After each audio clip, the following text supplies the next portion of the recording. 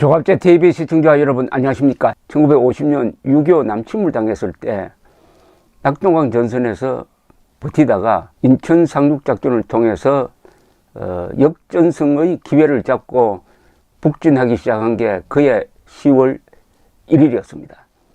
10월 19일에는 평양을 점령을 했습니다.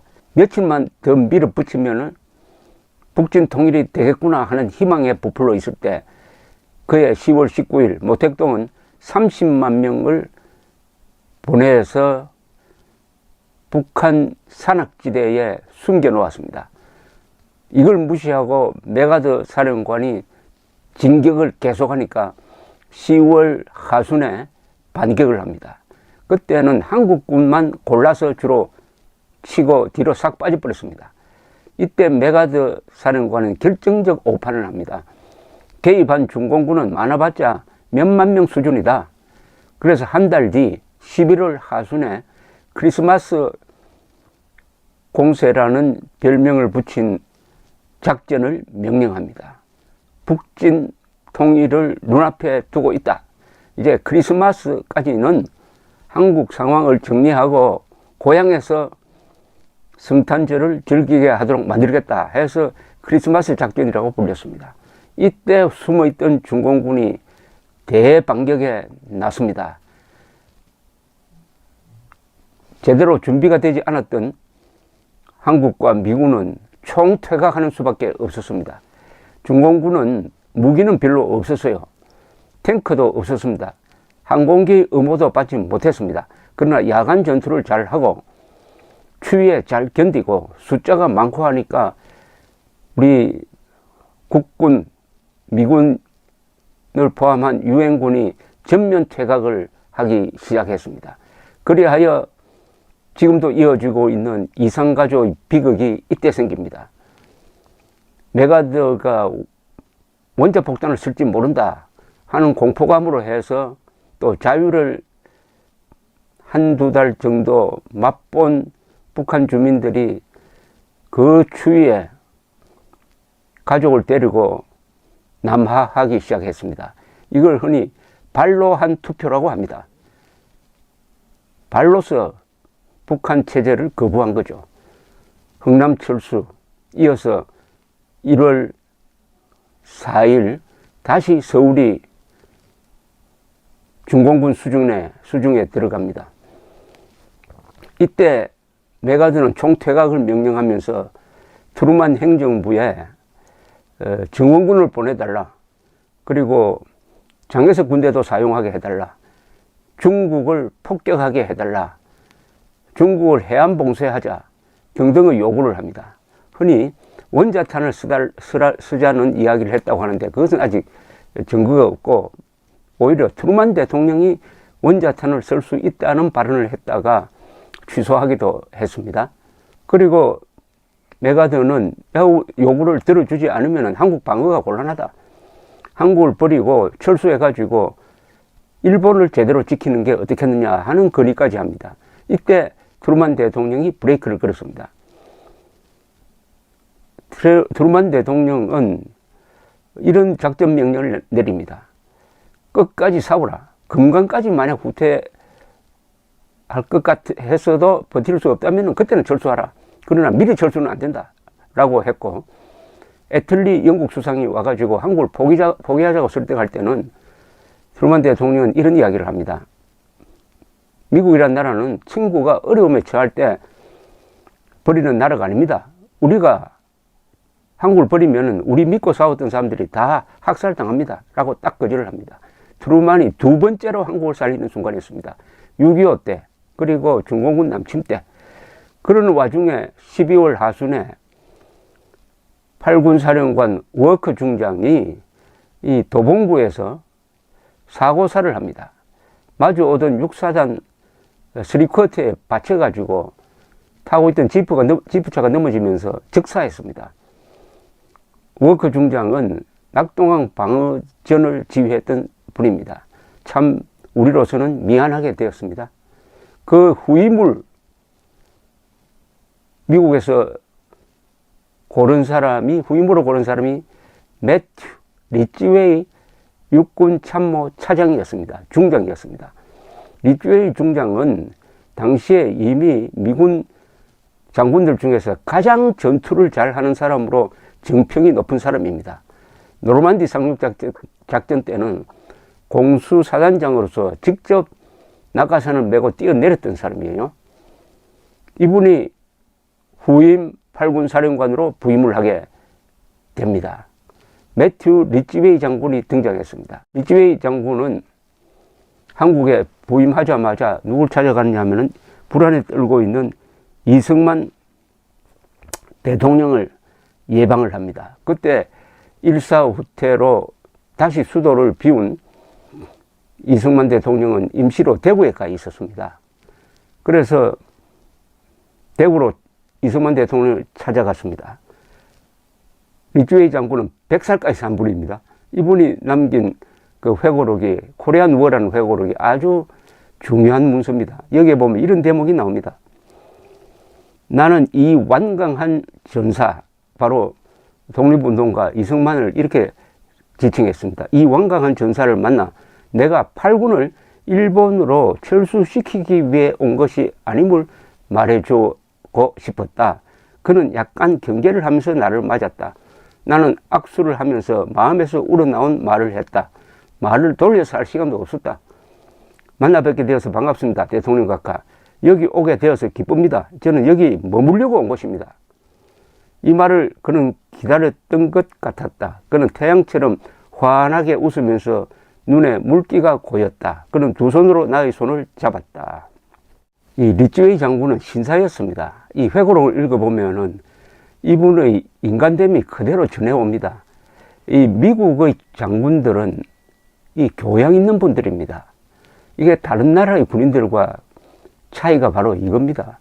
리쭈웨이나 메가드나 뭐 여러 유명한 아이젠하워, 마셜 같은 분들이 남긴 글과 이 말을 보면은 그야말로 문무겸전의 아주 교양 있는 신사 같은 군인이죠. 이 회고록에 이런 장면이 나옵니다. 1951년 1월 1일 리쭈웨이 장군은 서울 북쪽으로 가서 후퇴하는 한국군을 바라보고 회고록에 적었습니다. 한국군이 무질서하게 무기를 버리고 지휘계통도 무너진 채 퇴각하는 모습을 실감있게 그렸습니다.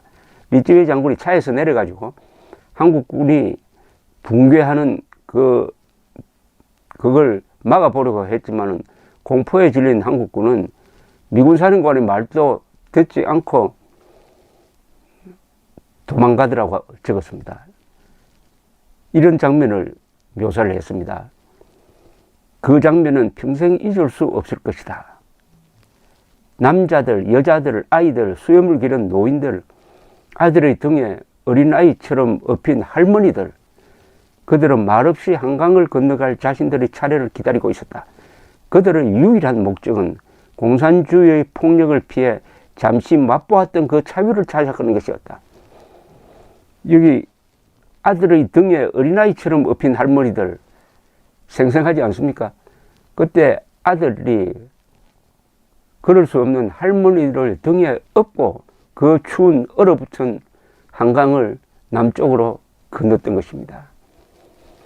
리쭈웨이 장군은 이런 글을 남긴다. 이게 1월 하순에 이 미군 장병들한테 보낸 편지입니다.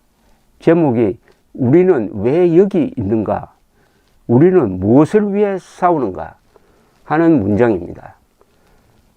저는 이 문장을 읽고 하도 감동을 해가지고 번역을 해서 제가 조갑제닷컴에 싣기도 하고 책을 낼 때는 꼭 이 편지를 붙입니다. 이게 군인이 이런 글을 쓸 수 있다는 걸 한번 여러분들 제가 읽어 드릴 테니까 느껴보시기 바랍니다.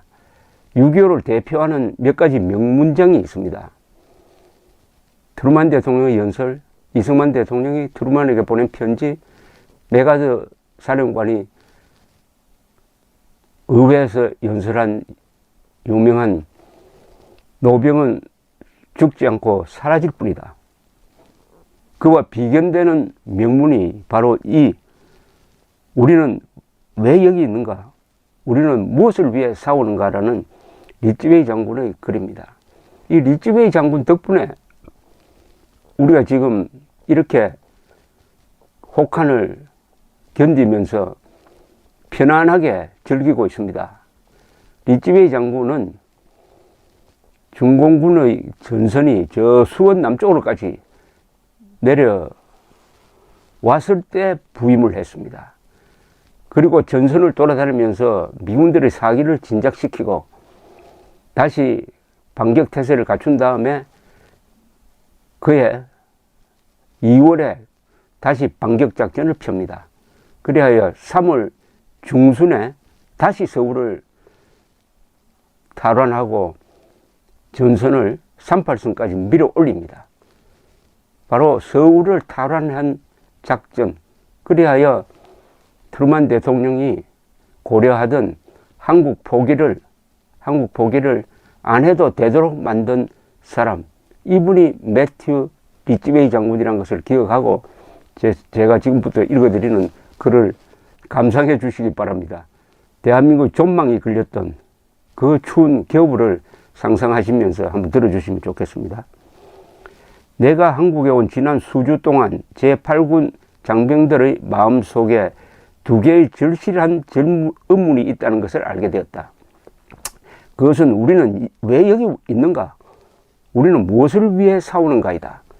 8군 사령관으로서 나는 모든 장병들이 나의 응답을 들을 권리가 있다고 판단하여 1951년 1월 21일자로 8군에 소속되거나 관련된 모든 사람들에게 아래와 같은 나의 응답을 전달하도록 지시하였다. 첫 번째 질문, 왜 우리는 여기에 있는가에 대한 답은 간단하고 단호하다. 우리가 존중하는 정부의 합헌적으로 구성된 당무자들이 내린 결정에 의하여 우리는 여기에 와 있다. 유엔군 사령관인 더글라스 메가더 원수는 말했다. 유엔 회원국들이 우리에게 부여한 임무에 따라서 우리 사령부는 한국에서 군사적 포진을 유지할 것이다. 더 이상의 논평은 불필요하기 때문에 나의 대답은 간단하다. 우리가 바치고 기대하는 충성심은 이상의 명령에 대한 아무리 사소한 의문이라도 허용하지 않는다. 그래서 나의 대답은 단호한 것이다. 첫 번째부터 이 법률적으로 따집니다. 합헌적인 명령에 의해서 우리가 한국에 파견되었으니까 우리는 그 명령을 따라야 한다. 무조건 따라야 된다. 이런 말 안 합니다. 헌법을 따라야 한다. 참 근사한 질문이죠. 미국 장교들은 선서할 때 대통령에게 충성합니다는 이야기 하지 않습니다. 헌법에 충성한다 이야기합니다. 국가에 충성한다는 이야기 하지 않습니다. 헌법에 충성한다. 다시 읽겠습니다. 다음 두 번째 의문은 아주 심각한 것이므로 우리 사령부의 소속원들은 논리적이고 완전한 답변을 들을 권리가 있다. 나의 답변은 이렇다. 나로서는 문제가 명쾌하다. 한국의 이런저런 도시와 농촌을 지키느냐 마느냐의 문제가 아니다. 여기서 그런 부동산 문제는 부수적인 것이다. 문제는 동맹국 한국의 자유에만 한정되지도 않는다. 한국인들의 지조와 용기가 전쟁 중 가장 어려운 시기에도 꺾이지 않았음을 우리가 높게 평가하지만 한국의 자유를 수호한다는 것은 더 큰 명분의 한 상징이며 이 대의명분에 포함되는 셈이다. 문제의 본질은 서구 문명의 힘, 하나님께서 우리의 사랑하는 조국에서 꼽히도록 하신 그 힘이 공산주의를 저지하고 패배시킬 수 있는가 하는 것이다. 문제의 본질은 인간의 존엄성을 비웃고 포로들을 쏴 죽이고 시민들을 노예로 삼는 독재 세력이 개인과 개인의 권리를 신성하게 보는 민주 세력을 뒤집어 엎을 것인가이다. 문제의 본질은 하나님께서 우리를 인도하심에 따라서 우리가 생존할 것인가 아니면은 하나님 없는 세상에서 시신처럼 사라질 것인가이다.